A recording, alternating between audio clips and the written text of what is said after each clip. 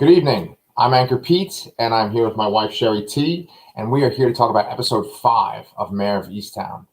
And the thing is, we just have to get right to spoilers, guys. I'm sorry. That episode was like a gut punch, and Shari's a little upset, I think. Yeah, I'm upset. I am upset. If you watch the episode, you are probably upset too.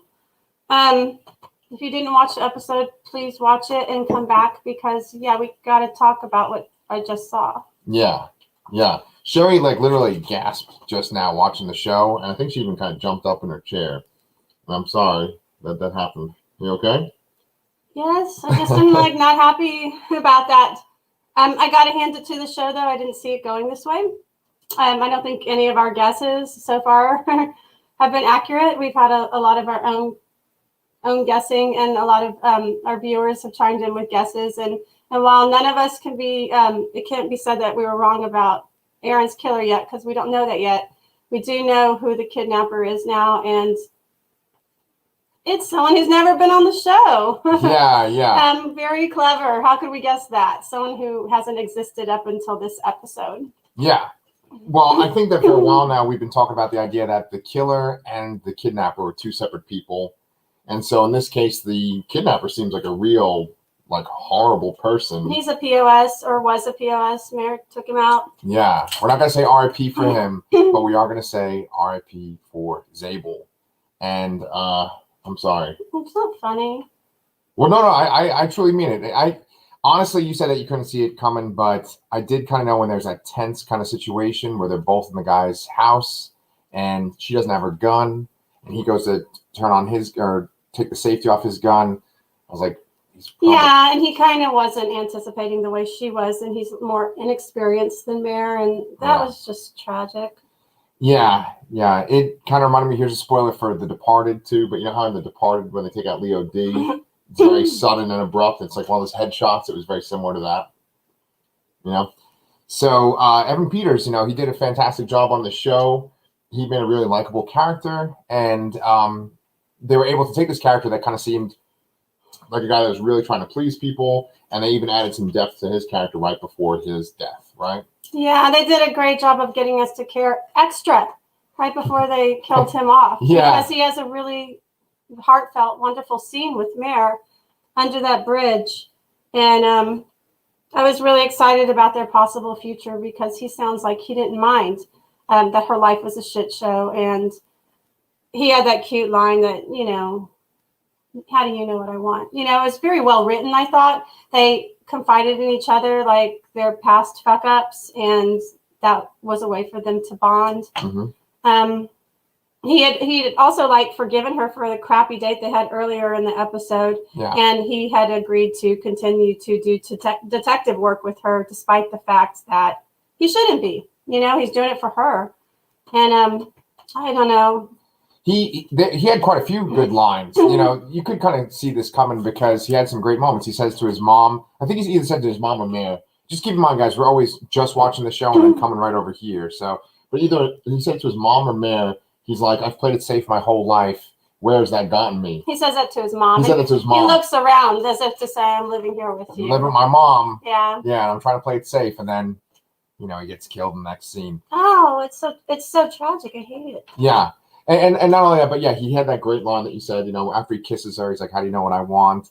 And he admits that his big case that sort of defined him, he took the credit for it, but someone else solved that mystery. Right? Yeah. And she also confesses what she had done. Yeah, with the putting the heroin in the... Yeah, that's what I'm saying. They bonded over their, past transgressions. Yeah. And what did you think, about their actual date? I thought that was sort of awkward. It was kind of hard to watch. Of course it was, because he's inherently awkward. He seems like a inexperienced young pup who was just kind of getting out in the world. I don't know what his dating life had been like. It didn't sound like he had much of a dating life before. So I mean, that's the thing. This episode was kind of fun, and I was sort of enjoying it because there's a funny scene with her mom, Helen, played by Jean Smart at the funeral. Yeah. Yeah, and that was really fun, and this stuff with Zabel. Even the bad date, I sort of enjoyed. I wasn't happy that she walked out on him. Yeah. But I think Zabel, the character, is so enjoyable that it was still fun to have their awkward conversation about zucchini tortellini. Yeah. Sounds delicious, I think. Yeah, I mean, I don't know about you, but I've been on a couple of dates where I just don't know what to say, or I might try to start up a conversation and I'm just sort of rambling and saying nonsense. And that was what was going on there. I can agree with that from experience. Oh, yeah, maybe even when you've gone on dates with me. Right? Yeah, that's what I'm saying. Yeah, but, you know, he was really trying. He was just trying to, like, deal with the awkward silence that essentially was happening because she just wants to talk about that case. Yeah. And like his mom kind of called it from far away too. You know, there's this one shot where he's leaving the house to go in Mare's car and she's sitting there looking up at the mom. The mom's kind of glaring down at her. Yeah, you know, in this episode for a little bit, I was wondering if they were going to go kind of Norman Bates with him where, you know, he lives with his mom and he's always been under the influence of his mom. And is he going to end up being a psycho, you know, because I was always a little worried they were going to do that with his character. I'm really glad they didn't do that with his character, that he really did end up being the sweetheart that we all kind of hoped he would be. Yeah. But then this. Then he's killed, yeah. That scene, you know, since we're just kind of going off on Zabel right now, why don't we just talk about that actual scene at the very end there? Because HBO does have a pretty good track record of having drawn out tense scenes. I don't know if you remember, but do you remember in the first season of True Detective, there was this like long take where they followed Matthew McConaughey in this house where they thought the killer was. At the end? It was, well, there was one at the very end that was very tense, but do you remember there was like 2 episodes before the end and they're just following Matthew McConaughey and it was like kind of like Tarantino or like Scorsese where it was just this one long take? No, I don't remember. Oh my God, that was so tense. Guys, if you've seen that, can you say it in the comments too, if you remember that scene? By the way, I just want to give a little shout out to our viewers. We've been getting a lot more comments each episode with Mare of Easttown, and boy, do we love that. We love when you guys join us in and you give your 2 cents too. So please keep that coming. And make sure too, if you can, like and subscribe because we're going to be giving this content and other shows some reviews coming up soon too. Yeah, we were given that advice to tell people to like and subscribe. I kind of don't like being a salesperson. In fact, I hate being a salesperson, but yeah. Yeah, but you guys make it worth us doing these all the time and you know, taking these copious notes. Look at all these notes. Sorry, yeah, I'm always obsessed, like pretty much the next day on Monday with this show. And last week it was really fun to talk about it with you guys because I think you kind of get sick of me going on about it. But yeah, well, so I need to talk about it. Yeah. So let's talk about that last scene though. So they go to the house of this kidnapper that we've never seen before. And oh, look, see that. We gave a little prompt and we got somebody right here. We got Tanya. So glad you're posting this right now. This episode has me shook. I know, I'm upset. Tanya, we feel you. We feel you. So the kidnapper, we go to his house and they set it up so perfectly too. You know, they go and they knock on a bunch of doors. They get a couple of, you know, misleading addresses. Then they go to his house finally. And then we see, oh, his house is connected to that bar. Yeah, the tavern. Yeah. They go inside. And the 2 girls that are downstairs, they start, you know, pulling on that pipe, trying to make some noise. I think they were upstairs. Oh, yes. Thank you. They're upstairs, and they're, like, clanging on the pipe. Mare knows what's up. Zabel knows what's up. Zabel sees the cigarette pack. The guy smokes Winston's. All these little signs just building up the tension. Were you feeling real anxious at that moment? Oh, yeah. Yeah. And then the Zabel shot, it's like this gut punch. And then after that, it's just really tense too. Oh yeah, then you have to. I mean, it's horrible enough what you just saw happen to Zabel, and there's like no question that he's gone. You know, it's a pretty specific shot they do, and then you have to worry about Mare. Yeah. Is she, you know, next? Let me ask you guys, like, what happened to her wrist? Like, Shari said that maybe she got shot. I think that maybe like something ricocheted and cut her wrist or something. But so she also ran out of there, and there's crap all over that guy's house. His house is like disgusting. Yeah, a pretty crappy house. Like, can't you wipe your table off? Like, I don't know why it's so hard to wipe away some crumbs. But anyway, he's too busy like playing poker and kidnapping girls to clean up his place. Yeah. Okay. Whatever. But yeah, of course, I like hate this person. How do you feel about them making the kidnapper be someone we've never met before? I'm okay with that because it all depends on like what are they trying to say with this show, right? Okay. Because let me ask you guys this, and you, right? The very end, the last shot is Mare sitting in the doorway, and she's just in shock about what just happened, and she's hearing the sounds of the recording of her son, right? like of her son that died. Yeah, which had happened earlier in the episode. So much of this show, let me ask you this if you think this is a theme. So much of this show seems it's like mothers or women losing young men, losing boys, right? That seems to be a theme of this show, right? Because she's sitting there thinking about her son who's committed suicide. Zabel's this much younger guy. He's dead now. Yeah. Right.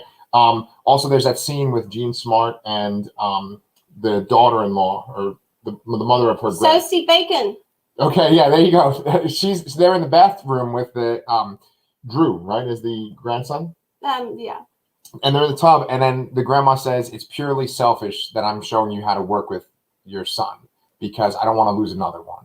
So that just seems like a theme in the show of women losing younger, like children or younger men. That's interesting. I hadn't thought about that. Yeah. I was thinking about how there's also a theme of like kind of young teenage people having babies and how that seems to mess up their lives. Oh yeah. Yeah. There's a lot of like children. Whoops.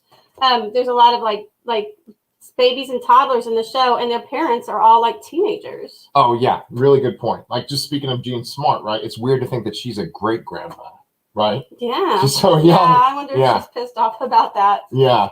So dollar budget says, I think she was shot in the wrist. Okay, that's what we thought too. Thank you.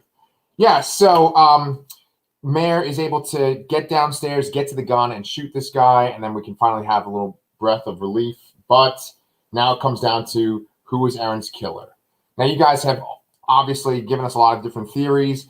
At this point, Shari, is there anyone that's standing out for you as far as the killer? Well, yeah, we found out this was a pretty juicy episode. Hell yeah. Aside from that final scene where they uncover the kidnapper, because we get, I'm just going to try to name some of the scenes real quick. We get the scene with the priest. He admits to being with Aaron. Mm-hmm. And he says he tried to help her. He explains why he has the bike in his trunk, which all sounded kind of true, right? Yeah. He didn't admit to being father of her baby, which I think some of us have suspected, myself included. It doesn't mean he's not. Maybe he hasn't told the whole truth, but he's definitely telling some partial truth now, if not the whole truth.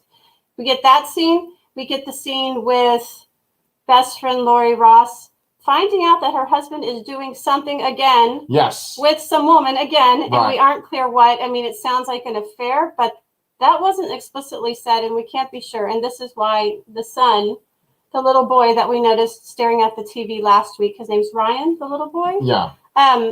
He has been asked to keep this father's secret, and he can't help but admit to his mom when she questions him. So we get that scene, and it's like, what's going on with her husband? We don't know his name. If anyone knows Lori Ross's husband's name, please let us know. Yeah, because there's Ryan Ross, that's his son, and then Billy Ross is his brother. And guys, I'm starting to think that Billy Ross is suspect number one for me.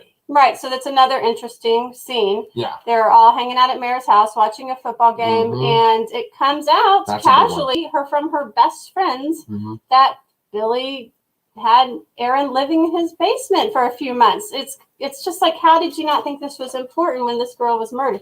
Maybe they do. I'm not so sure about Lori and her family and her extended family at this point that they would not have brought this up sooner. Yeah. Maybe they aren't suspicious of Billy, but it's super suspicious. And I caught Mare giving his beer that he had been drinking a good eyeball because I think she's, thinking, and maybe she did, maybe she took that bottle for DNA testing, but they didn't show what she's going to do about that. But she's definitely suspicious. Yeah, I looked at that beer bottle too, and I thought, yeah, it could be the DNA thing, like you said. But I think she also just noticed that, he was drinking a beer and he just got up and left randomly when they were asking about Aaron.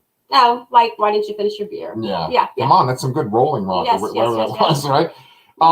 Do you want me to tell you why I think he's suspect numero uno besides that shady shit? Sure. Okay, I think that if we're going to tie this affair stuff in, because why are they having this affair stuff? Is it just to kind of mislead us to think, oh, what's going on with this little kid, right? Right. I think that the father's having an affair, maybe with another girl. Which father? The husband? Ross dad, yeah. So the bearded chap. The bearded chap, that burly guy, who I thought was the kidnapper too, because he's a big guy. Kidnapper's a big guy when we saw his body. Anyway, always a plaid shirt as well. Yeah. So anyway, he maybe he was having an affair by seeing one of these girls from Side Door. Mm-hmm. And maybe he was saying to his brother, Billy Ross, hey, you should get a girl from side door if you're feeling lonely. He goes and calls side door and then ends up getting Aaron. Thank you. John Ross. Okay. John Ross. No wonder I can't remember the name. It's generic. John I'll get Ross. out. No, just need Bob Ross. Put in some clouds. There you go. John Ross. Thank Little you, Tanya. trees, happy little trees. Yeah. Oh, and then look at this. I think the younger cousin, Billy, is DJ's father. Yeah. Yeah, that's looking likely, right? Yeah, dollar. We were thinking, I was thinking that too, but I think the timeline didn't really match up as far as like the age of the kid and the time that she said she stayed with him. I mean, he just casually said, I don't know, maybe it was 3 years ago. It's been a long time. That's not anything I would set in stone. It might have been 2 years ago. Yeah, that's a good point. I don't know. So I wouldn't take that at face value. And it doesn't mean that she stayed with him, moved out, and they continued to sleep with each other. He definitely could be the baby's father. It's likely he's the baby's father. He has a gun, as we know. It didn't come up much more. He acted super sketchy. He's probably the father or the killer. Okay. He doesn't seem like a bad guy who's a killer type. Right. So I'm more leaning towards father. Anyway. Yeah. He's trying to cover up the scandal or keep her from telling someone. Maybe he is saying, maybe she's saying to him, hey, I need the money for the ear operation. You give me the money. And he's like, what about all this stuff that happened with Dylan? Oh, it's juicy stuff. Bring it on. The shitty ex-boyfriend. Oh, he's the worst. Who has been apparently conniving. He's been conniving. What's the word? I can't think of the right word. Conspiring with Aaron's best friend, Jess. Oh, that was horrible. I'm like, Jess, why are you dealing with him? He is the worst. Yeah. And he's convinced her to not tell where the journals are and to tell him instead, and then he wants to burn them all. He burns the journals without even reading them. Is he not even interested, or is he the guilty party? Because we also find out he was missing the night of Aaron's death. Yeah. That comes out from Brianna. Yeah. And when she confronts him about it, he's a real dick to her about it and tells her to leave. Yeah. You know something's up when Brianna seems better than him. Because for the longest time, Brianna was the worst person on this show.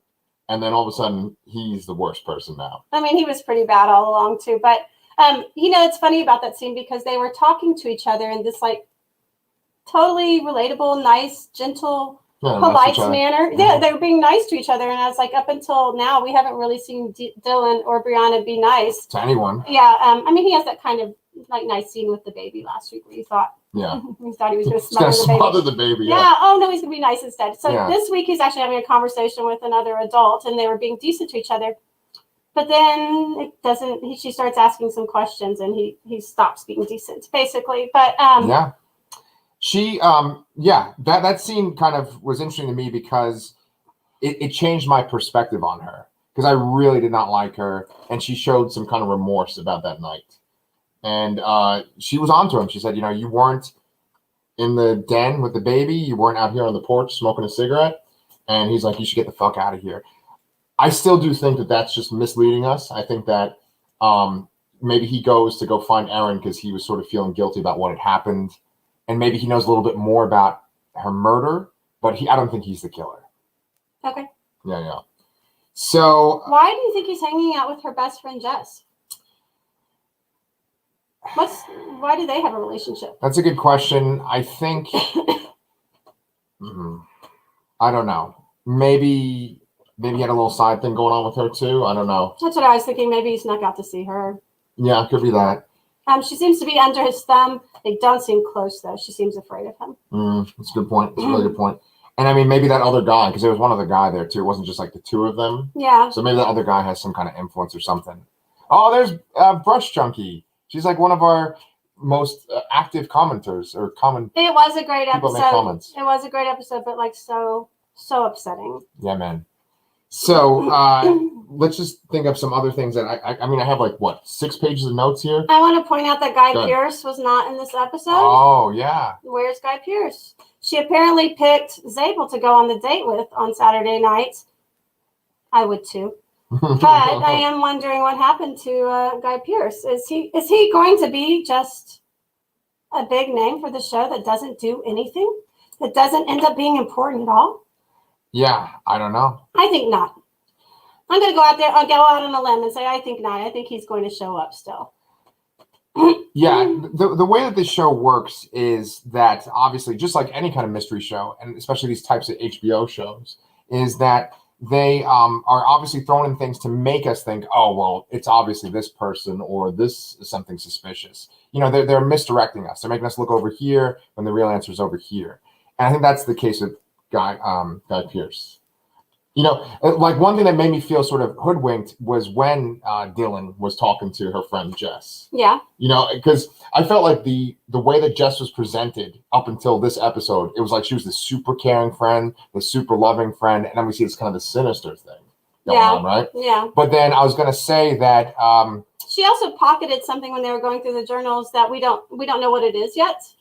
Right. Well, I was going to say right here, Tanya says, "Are they covering up something for Aaron?" So maybe it actually wasn't sinister, and they are burning something that could be scandalous or hurt Aaron's memory. No, I didn't consider the possibility that they might think they're helping her. Yeah. I didn't really consider that. Yeah. I don't know. I guess I thought they were trying to get rid of some evidence against themselves. Against some incriminating stuff, yeah. But you never know. They might care about her. I think the fact that there is that scene with the baby where he was holding the baby and still wants the baby, even though he knows he's not the father, might show that he has somewhat of a soul, right? Yes. Yeah. Red Lipstick says, new subby, love your live reviews. Had to jump on after tonight's episode. WTF. Believe me, I think we are all feeling WTF right now. I do admire the show for surprising us. I mean, I think it was hard to surprise us who are just these people like us who are sitting around like dissecting the show to death. Yeah. And they found a way to keep it fresh and keep us on our toes. I applaud them. And I just want to go back to the scene with Zabel under the bridge. Like, I got tears in my eyes. That was such a good thing happening between him and Mare. And I was like kind of so happy for Mare because her life is a shit show. Yeah. And like, here is something good maybe coming in and someone who's going to accept her for who she is and all her baggage. And yeah. Yeah. And you know what, Shari, that might be a reason why she did have that sort of flashback to her son after he died, right? Because it's like her son just represents like innocence or like a time when things were better in her life before things went downhill. Yeah. And her son is dead. Zabel is dead, right? Yeah. Yeah. All right. We're going to, try to have a good night tonight. Just going to drink our wine and kind of deal with what we just went through. I'm going to bed after this. Yeah. Was there anything else that you wanted to bring up?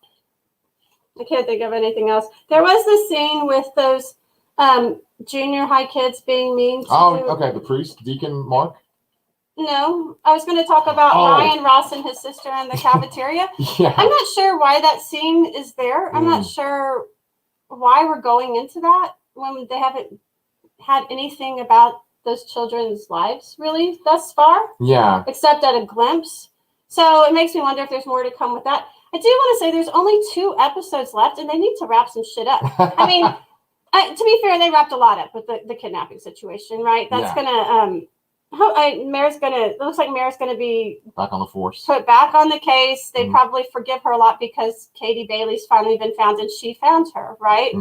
She's probably gonna get a lot of credit for that. I hope Dawn is happy with this turn of events, and her daughter is not a junkie anymore. That's the one silver lining that comes from being kidnapped for a year. I'm sorry, that's terrible, but like, it's true. Forced rehab, sure. Anyway, I just think they have a lot of explaining to do. They're going to have to tie up some loose ends. And I hope they don't do what...